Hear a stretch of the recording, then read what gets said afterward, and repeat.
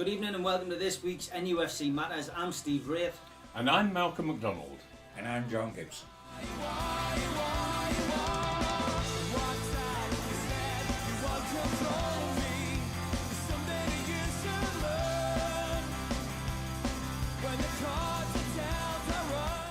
Lads, great to see you and welcome back to NUFC Matters. 8,000 viewers last week. We just want to thank everybody who tuned in. And if you want to subscribe to our channel, it's on NUFC Matters on YouTube, so please get onto that. We've also got a competition tonight, which we will be talking about a little bit later on, for a chance to win a Rafa Benitez signed programme from last season, so stay tuned for that. Lads, let's start with the Spurs game last weekend. Wow, how wrong could we have been? What a surprise, what a surprise. And delighted, thrilled to bits, but irritated as well. And forget Ashley for one moment, forget Steve Bruce for one moment, let's think of the players. How could they lie down willingly and die at Norwich and then 1 week later put on the magnificent show of courage that they did at Spurs? Forget whether they were organised or not at Norwich. They lay down once they were a rabble against Norwich, and they were were fabulous. Opposite to that. Yeah, it was amazing, wasn't it? It was amazing. I mean, I predicted 4-0. I think you said 4-0, 4-0. Yeah. We all expected Harry Kane and the boys to give us a hell of a beat. Yeah, to absolutely wipe them out. Fair play to Steve Bruce and the lads. They bounced back from that horrendous performance. It was terrific, really, really terrific. I mean, I think they didn't look in any trouble, did they? No. It didn't matter how much Spurs had the ball. No, Joe. They weren't troubling Newcastle in the slightest. I think, Malcolm, as well, the slight change, Bruce tweaked the formation and went 3-4-3. He played 3 at the back and the 3 centre-halves, Malcolm, were magnificent. But he took, instead of having 3 central midfield players, he took 1 out, which was Shelby, flattened out the midfield and went back to the way Rafa used to play up front, which was 3 up front, 1 through the middle and 2 out wide. And Almiron moving out wide instead of having to go through the middle on the shoulder of Joe Linton was so much better, so much more lively, seemed to know what he was doing instead of being the little boy lost that he was at Norwich. And I think it made a significant difference. But the 3 central defenders were absolutely out of this world. Weren't they Paul just? Dummett and Sean the Sellers. Yeah. I mean, they played it properly. I mean, have you seen Harry Kane be so nondescript? The only time he was noticed is when he dived for the penalty. That's right. He really was invisible. Yeah, he was. Wasn't he, for the first hour or so? Which is quite amazing. And the other guy that was playing 9, Joe Linton, got the winner first. Come on, Joe. Yeah. that was... And he took it well. He took it very well. 78% possession for Tottenham. Couldn't care less. 20% possession for Newcastle. And I think that proves now, doesn't it, that, you just got to put the ball in the back of the net. Of course you have. Of course you have. I mean, Rafa played that way, didn't he? The percent, we always had the ball for a very short period of time when we finished 13th up. But we stifled them and we caught them on the break. And that's what happened here through the pace that we had. And you could see the frustration just etched into their faces, couldn't you? I tell you what amazed me, lads, as well, apart from the whole lot, was when Atsu come on, because the Saint wasn't able to last more than a quarter of an hour.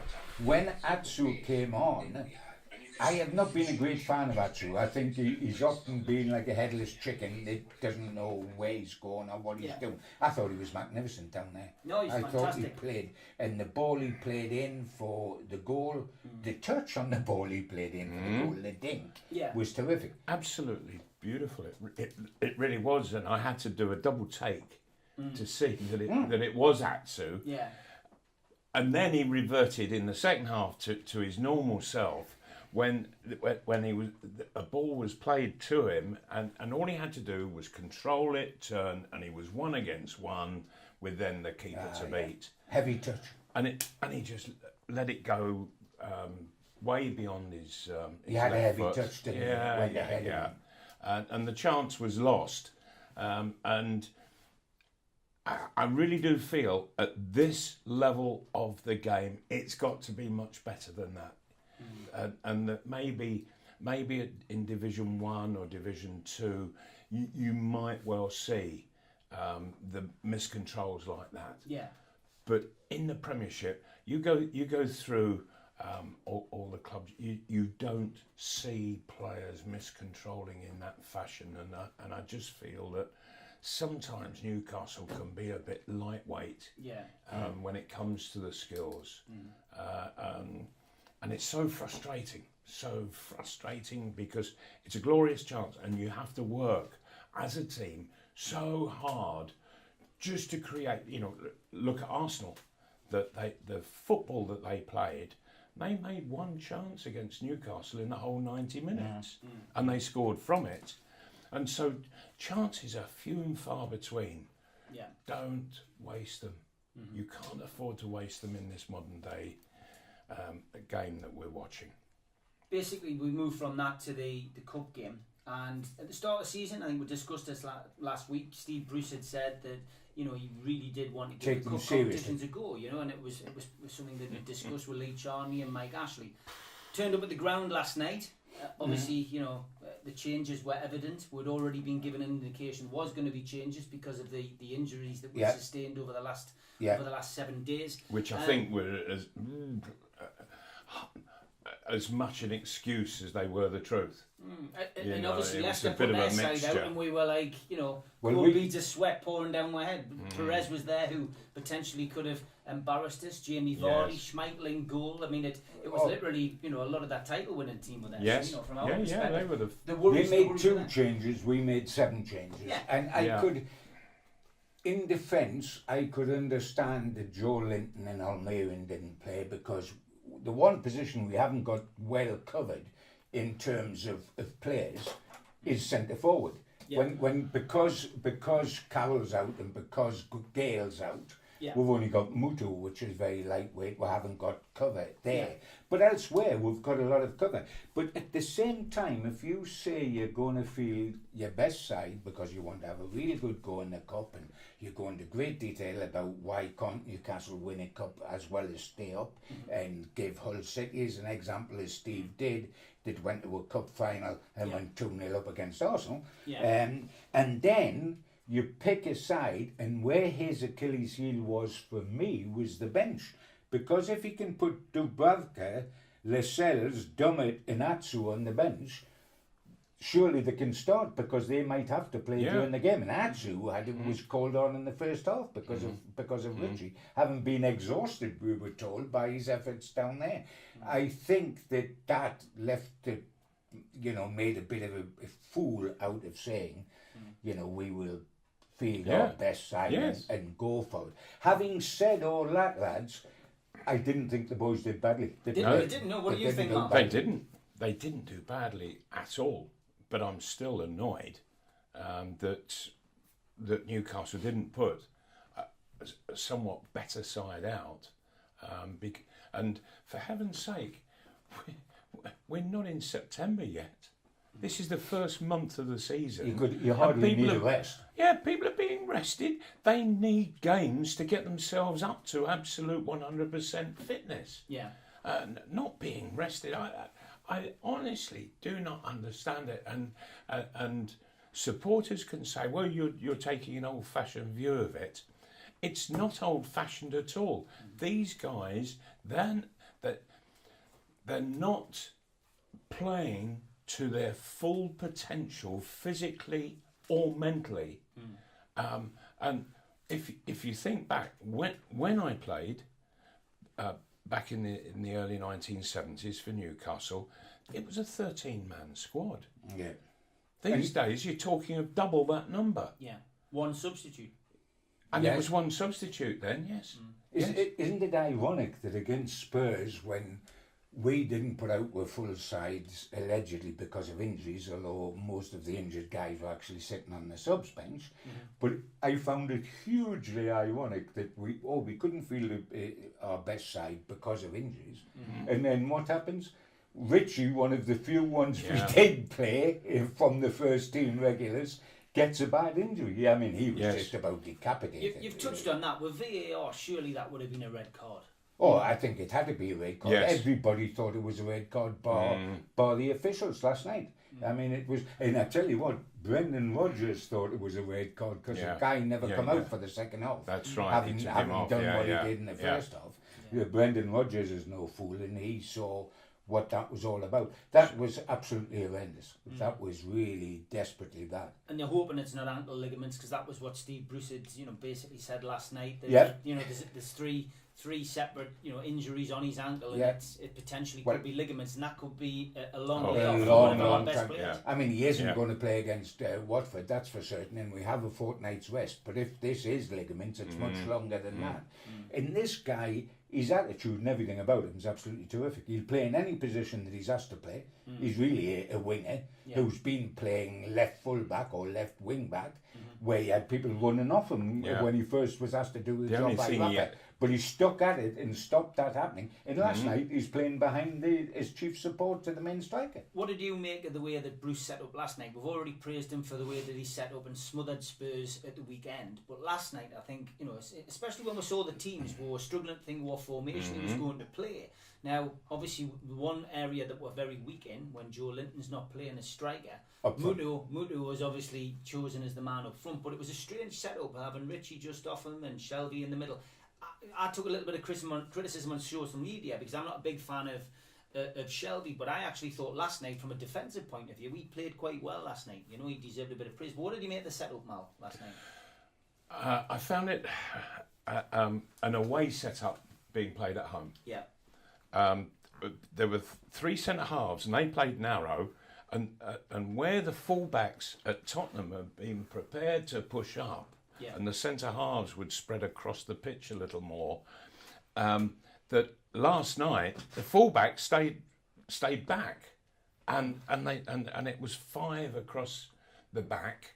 The midfield, and this happens when Shelby's playing, and he's a lovely lad, John Joe Shelby, but he annoys me so much in the way that he drops deep.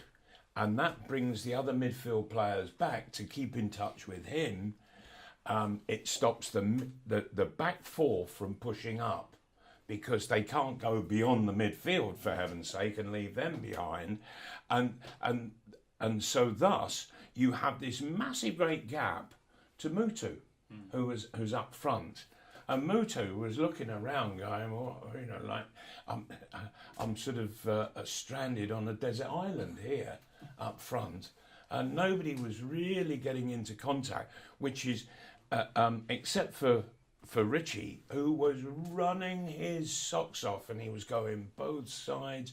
He doesn't know how to play any other way, does he? That's it. And he was absolutely brilliant, and the tackle on him, I thought, was absolutely diabolical. And you think, oh, come on, all the rule changes and what have you, get right what's already there. And referees, you've got to be able to spot tackles like that, because you've got the livelihood of people in your hands. Yeah, I mean, we certainly learned last night, if we didn't know it already, the worth of Joe Linton, because if he's not fit at the moment while Dale's out and Carroll's out, then we're desperately short up front. Absolutely short up front, and it concerns me that Newcastle, they start the season with two players already injured. And why allow themselves to be in that situation where they're so limited forward wise, and so look, all the time, the whole squad, the whole of the coaching staff, and in fact all the supporters as well, are living in fear of a forward getting injured. And the fear, it's all around the pitch, it's all around the ground, and we shouldn't be living in that way in this modern age, where you've got a squad of at least 24, 26 players. For heaven's sake, why aren't there a couple of more forwards who can go and do the job? And I was Yeah, all we've got is Joe Linton at 40 million, and Right. then a guy who's come back from loan, Yeah. which is Gale, and Carroll, who has Carroll, never but- played since January, and in 8.5 seasons since leaving Newcastle, has played so little that he Yes. hasn't reached double Yeah. figures in one single season. Yeah, It's a crazy So it's so situation. thin. it is. It's a And bizarre, we let crazy 20 odd situation. goals leave the club Yeah. with Rondon and Yeah. Tevez. Yeah. Yeah, I mean, we're really all vulnerable up there. Let's touch on two more players from last night's game. Jetro Willems, Yeah. he's got to win some kind of prize for dive of the year. I was hasn't he? going to What's led to the say, goal? Daly is no longer the greatest diver in this country. It's now Willems.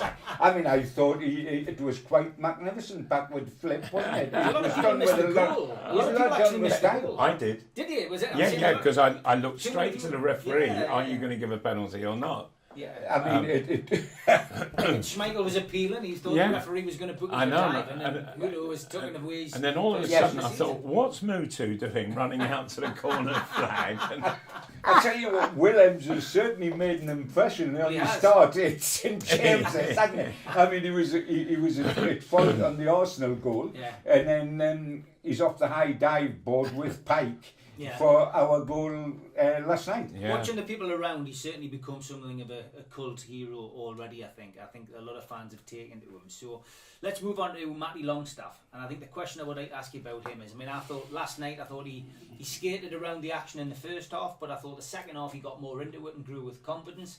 Is he ready for the Premiership yet, do you think? I mean, he's had a run out in a friendly, which he did very well, and scored a cracking goal against Yeah, he St did. Etienne. He did. But then last night, I don't think he did himself too much harm against one of the top 6 Premiership teams out there who played full strength, more or less.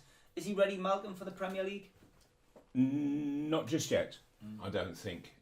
He's not far off, albeit I would like to see him play without John Joe Shelby in the side.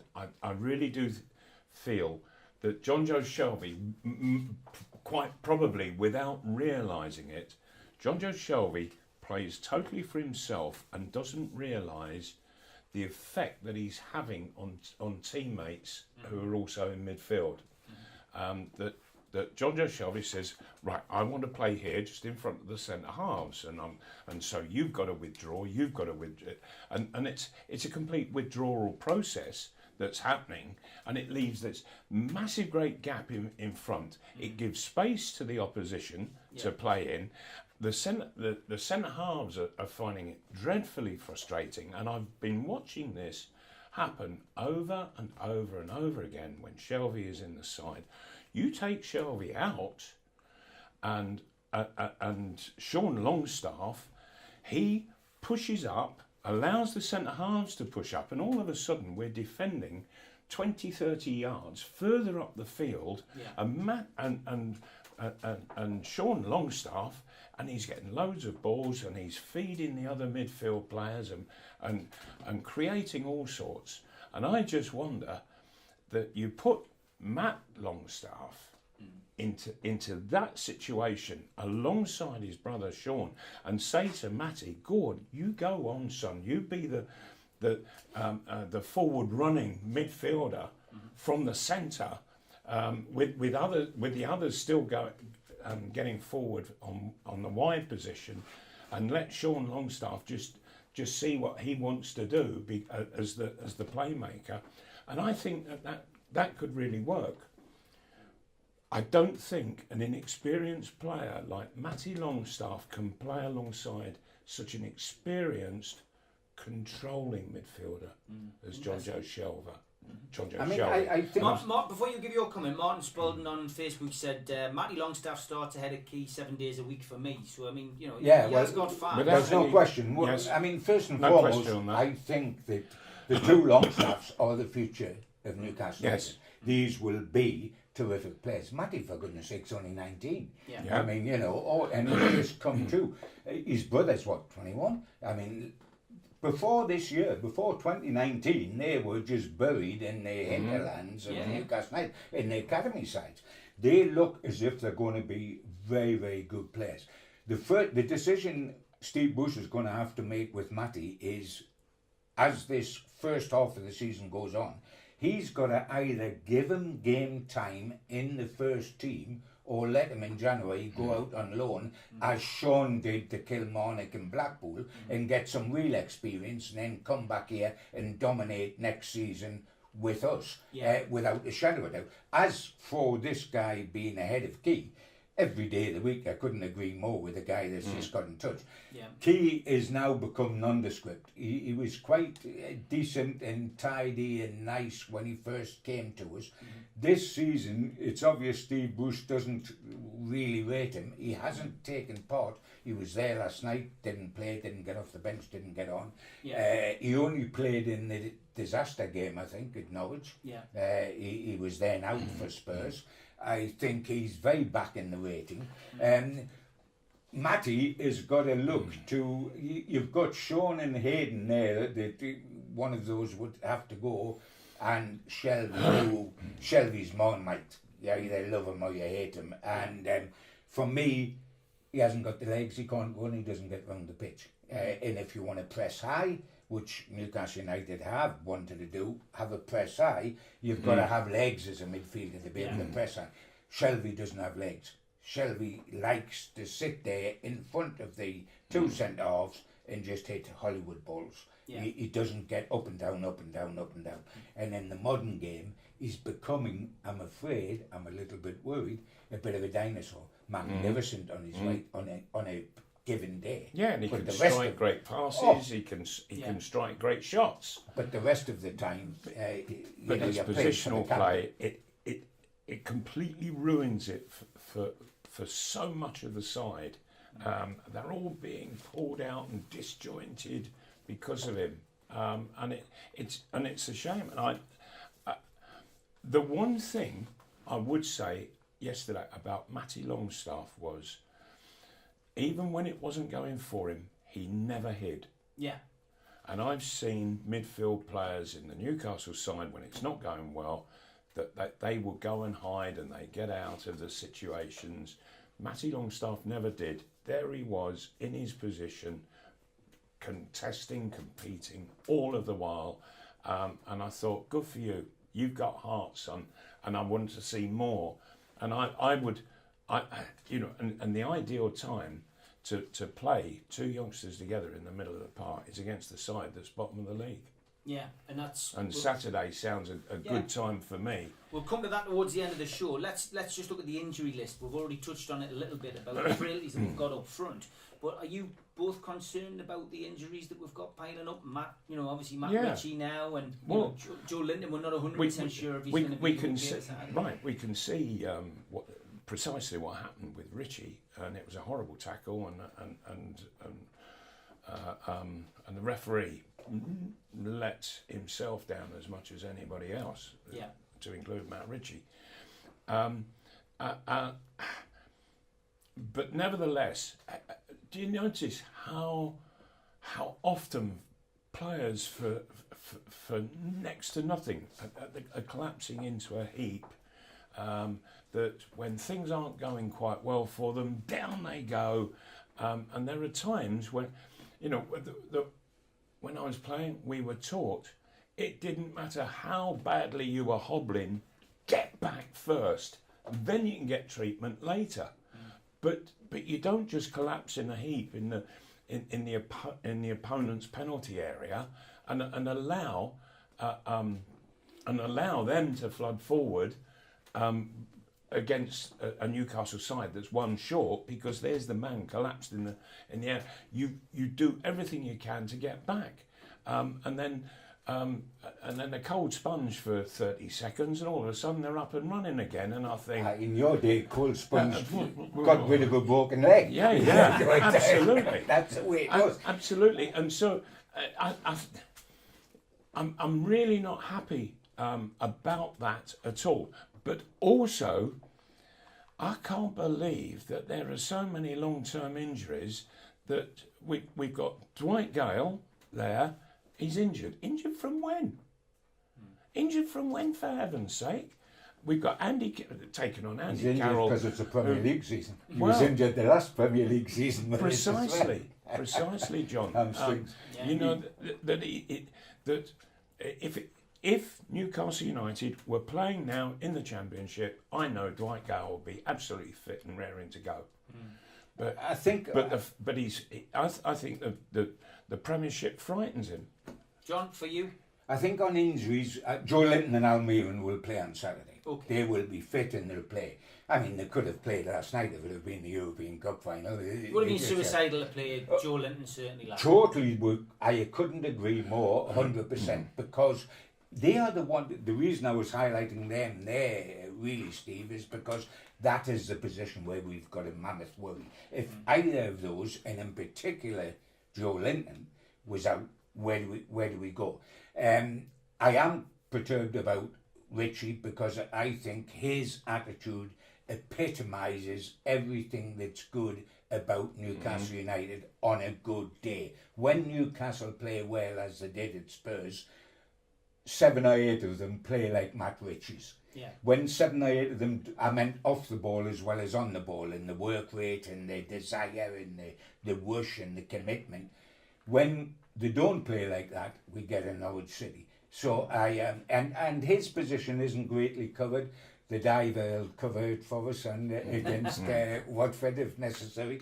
But I mean, yeah, it's 3 centre-halves, terrific, wonderful at Spurs. But we have good cover there, you know. When you look at the way Fernandes played last night, and you've got Kieran Clark, we've got good cover at centre-back. Yes. We haven't... Darlow's not as good as Dubrovka, but he's not bad. We've talked about 3 or 4 choices in the centre of midfield. Yeah. Wingers, you've still got Saint Maximin to come in. Injured again though, but hopefully he can... Well, yes, that has been... It's not a worry because we haven't really had him yet. We've seen 2 little cameos. And by the way, when you said Williams become the cult hero, this fella is, isn't he? Yeah, he is. I mean, because of what he's done with the food bank, because he wrote so beautifully on his Twitter about down at Spurs, and how the fans were wonderful and all that. He's in touch with the modern day technology, and he's doing it very well. And I tell you what, if Mike Ashley and Steve Bruce want to find out how to handle fans, let them go in a room with this fella, and this fella will tell them how to get good PR. He's excellent. He's a cult hero now, and he's only played about 12 minutes for Newcastle in the whole of his career so far. That leads us nicely. You're touching on the fans, and empty for Ashley. Obviously, they were the people who led with the Magpie Group the boycott Arsenal campaign. They've come out with a statement today to say that they are now changing the name to Tune for Change, and it's going to be a long-term campaign for them to try and find a buyer for Newcastle United, to get somebody to come in and buy the club. So a bit of a change in tact from them, a long-term game that they're trying to look at. I'll come to you first, John. I mean, you've been around the block with Newcastle United for years. You've seen these protests come and go over the years against various regimes. Absolutely. Is there any point to them? Is there something that these people can do that they're not doing? The point of them, without saying how to necessarily go about it, boycotts or no boycotts, the point is, if fans are regularly getting disgruntled or are getting dismissed and ignored, as they have done throughout the Ashley regime, they've got to make their voice heard. You can't be passive totally. Which way things will work, you see. In my day, back at the beginning of the 90s, when I was in the Magpie Group that John Hall was involved in, it was a different ball game. Yeah. The shares weren't held by one man and one man alone as they are now by Ashley. Yeah. We could go and pick off. If you had enough money and enough courage and enough bottle for a 2-year fight, you could go around individual shareholders and buy their shares at well over the odds until you had a controlling interest and could get rid of the other people. Now, it wasn't as simple as that, because some of the stuff that went on behind the scenes was absolutely frightening. Yeah. But it was possible. It is a different ball game now.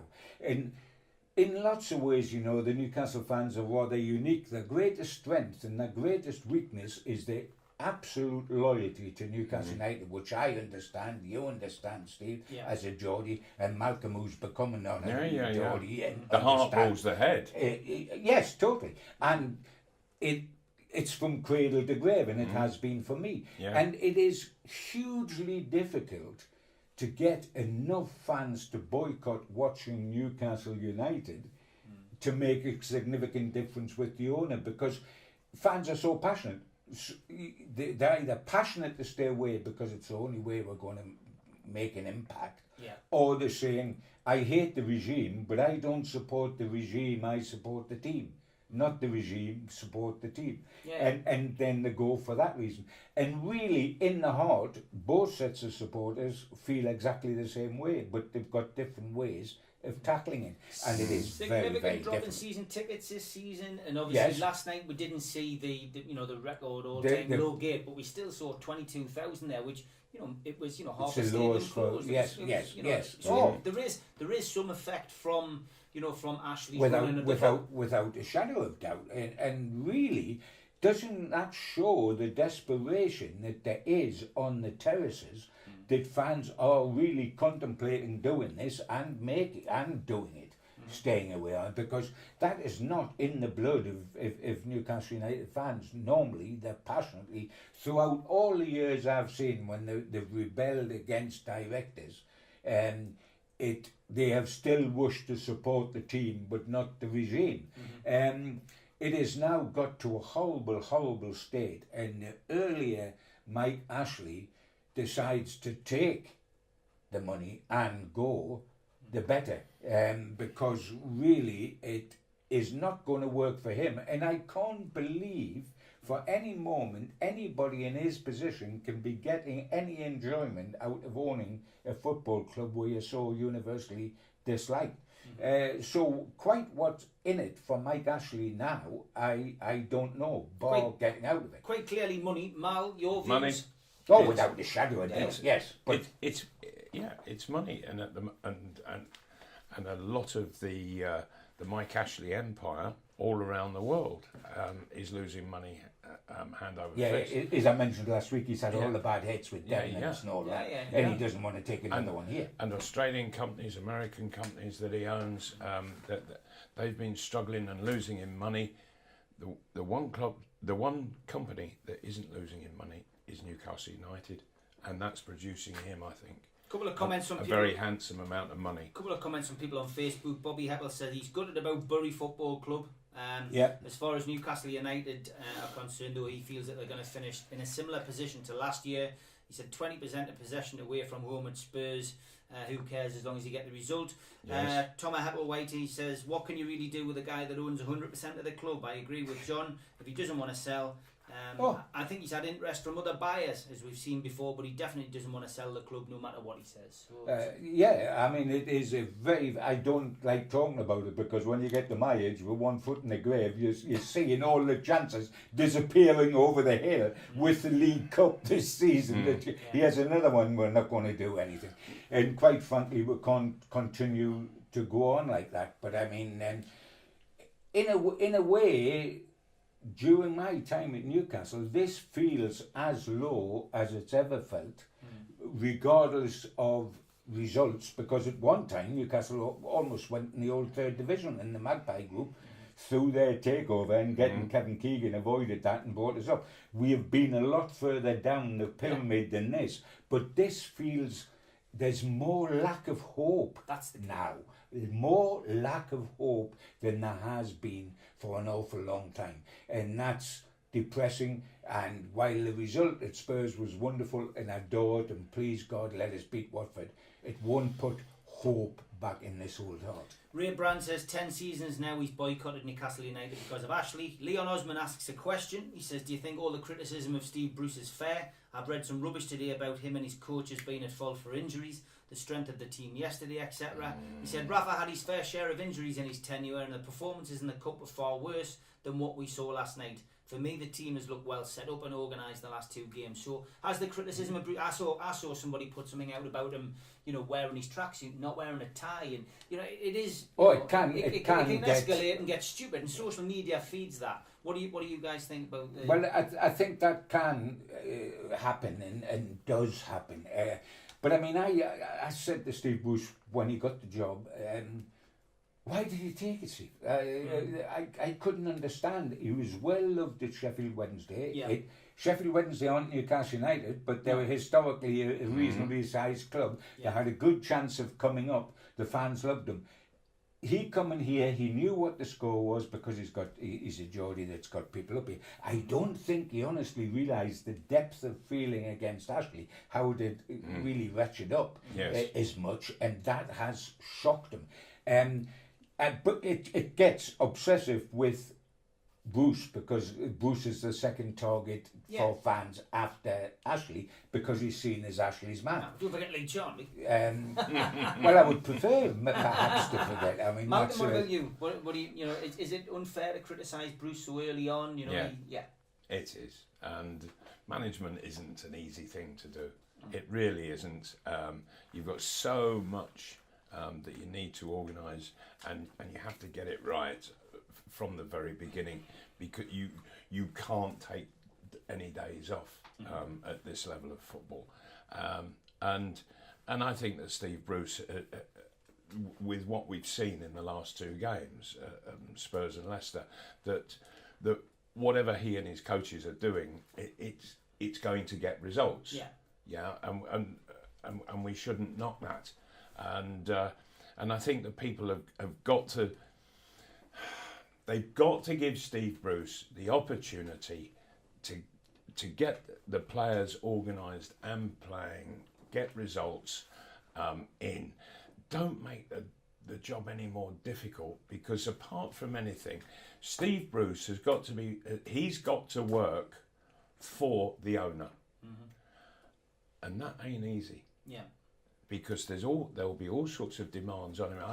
I've had a somewhat similar owner myself when I managed Fulham in Ernie Clay, and they can pull you and turn you and twist you in all sorts of ways, and as much as anything, sometimes they do it quite purposely just to upset the apple cart and see what's going on. I think one of the worries, Malcolm, and one of the things was that when you see a person like Ashley, who is so disliked by all the Newcastle United fans, allowing a world-class manager like Rafa Benitez to walk away from the club in frustration, a man that won the European Cup, managed Real Madrid, managed Liverpool, managed Chelsea when they won something, managed in Italy. When you see somebody like that walk out the door that is beloved of fans, and what a rarity that was to have the whole of the crowd at Newcastle all the time he was up here, even when we were 10 games last season without a win, etc.,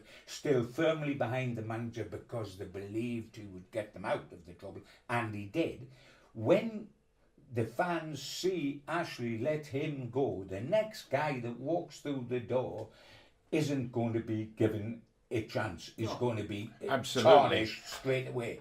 And worst of all, he had managed Sunderland before. It's like so that was always well, yeah, but I don't think that's the greatest reason why there is a dislike for him. I don't think it helps. The biggest thing is he's seen as a puppet. Because he's we're gone from somebody who was in a constant battle with the owner. And was willing to openly battle him, which he was. To somebody now who's just saying, yes, Mike, how high, Mike, when he has to jump. Right, but that's how he's perceived by the fans. Yeah, but doesn't Mike Ashley, though, want somebody there who's going to be a figure that has to take the stick? Yes. And he's going to have a lot of stick aimed at him, and whilst it's aimed at Steve Bruce, it's not being aimed at It's Ashley. quite clear. Mike Ashley owns the club. Yeah. Lee Charnley does the deals very slowly. Steve Nixon selects the players and tells Lee Charnley who he advises to buy. And Steve Bruce, basically his job is to coach the players, pick the players, and take the flak off the media. And take the flak because he's the one that's on the front line. Yeah, exactly. We're going to have to move on towards the end of the show now. Right. One more comment from Rob Brennick. He says, same here, 8 years I boycotted with my son. It's broken my heart, but sometimes in life you have to make a stand. The trouble is not enough will. Competition time. We are going to have a competition every week. We've got a chance to win this. It's a Chelsea programme from last season, signed on the front there by Rafa Benitez. All you need to do is subscribe to our YouTube channel. So if you go to NUFC Matters on YouTube and click subscribe, that's all you have to do to enter. It takes less than 10 seconds to do that. What you'll have on the YouTube channel is a highlights programme of what you've just watched now with a few added extras. We've got a cracking North East band on this week called Sirocco, a video from them, so you'll be able to find them on Facebook and on Twitter. But subscribe to the YouTube channel and get yourself an opportunity to win a signed Rafa Benitez programme.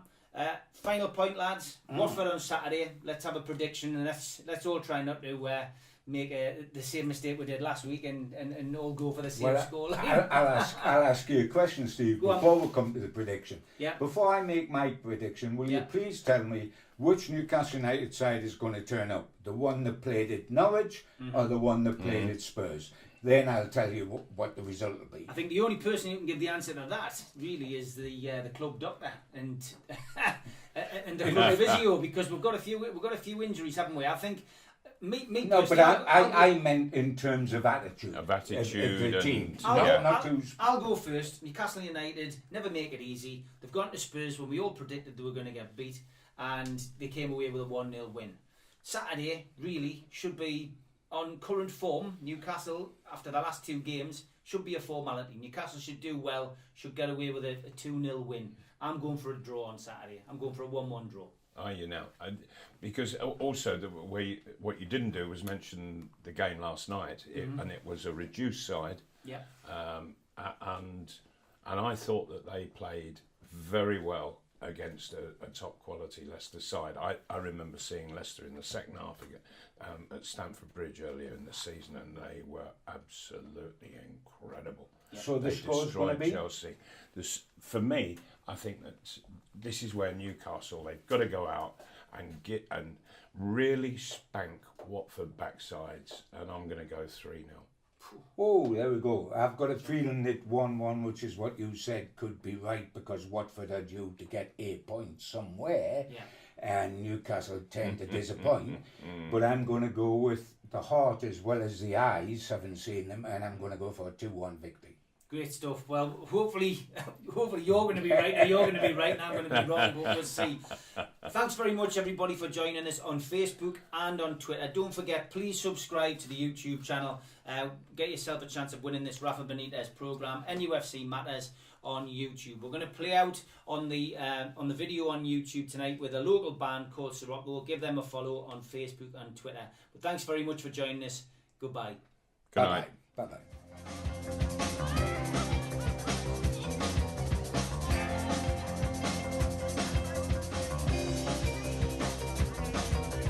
Time flew away, what a waste. And the things you said to me, oh, they stick. And you're up out again to get to me.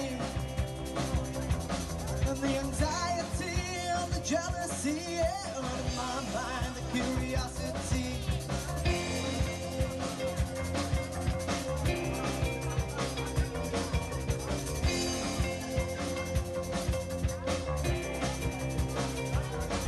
Quit your job on Thursday, 'cause you can. You got a key around your neck on a Wednesday, 'cause I'm your fan. And then you call me a slag the 5th time. And now you packed your bags, you've had enough of the lies. So give it all back to me.